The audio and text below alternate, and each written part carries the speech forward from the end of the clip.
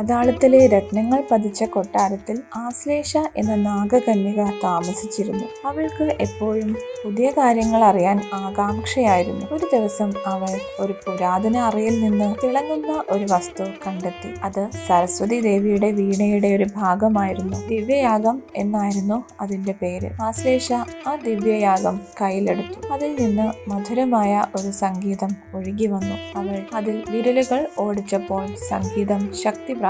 ആ നാദം പാതാളം കടന്ന് ഭൂമിയിലേക്ക് ഉയർന്നു. എന്നാൽ ഭൂമിയിൽ ആ സംഗീതം ഒരു കൊടുങ്കാറ്റായി മാറി. മരങ്ങൾ കടപുഴകി, പുഴകൾ കരകവിഞ്ഞൊഴുകി, ലോകം വിറച്ചു. തന്റെ കയ്യിലെ സംഗീതം വിനാശം സൃഷ്ടിക്കുകയാണെന്ന് ആശ്ലേഷ അറിഞ്ഞില്ല. ഇത് കണ്ട സരസ്വതി ദേവി ഉടൻ പാതാളത്തിലേക്ക് വന്നു. ഭയന്നുപോയ ആശ്ലേഷയുടെ മുന്നിൽ ദേവി ശാന്തയായി നിന്നു. ഭയപ്പെടേണ്ട മോളെ, സംഗീതം അറിവോടെ ഉപയോഗിക്കുമ്പോഴാണ് അമൃതാകുന്നത്, ദേവി പറഞ്ഞു. ദേവി ആശ്ലേഷയുടെ കയ്യിൽ നിന്ന് ആ ദിവ്യയാഗം വാങ്ങി തന്റെ വീണയിൽ ചേർത്തു. എന്നിട്ട് ദേവി ആ വീണ നീട്ടി. ആ സംഗീതത്തിൽ പ്രകൃതിയിലെ കൊടുങ്കാറ്റ് ശമിച്ചു. പ്രകൃതി ശാന്തമായി. ആശ്ലേഷ തന്റെ തെറ്റു മനസ്സിലാക്കി ദേവിയോട് ക്ഷമ ചോദിച്ചു. ദേവി അവളെ അനുഗ്രഹിച്ചുകൊണ്ട് പറഞ്ഞു, അറിവ് ശക്തിയാണ്, അത് ശരിയായ രീതിയിൽ ഉപയോഗിക്കാൻ പഠിക്കുക എന്നതാണ് പ്രധാനം. അന്നു മുതൽ ആശ്ലേഷ സംഗീതം പഠിക്കാൻ തുടങ്ങി. ദേവിയുടെ ഏറ്റവും നല്ല ശിഷ്യയായി മാറി.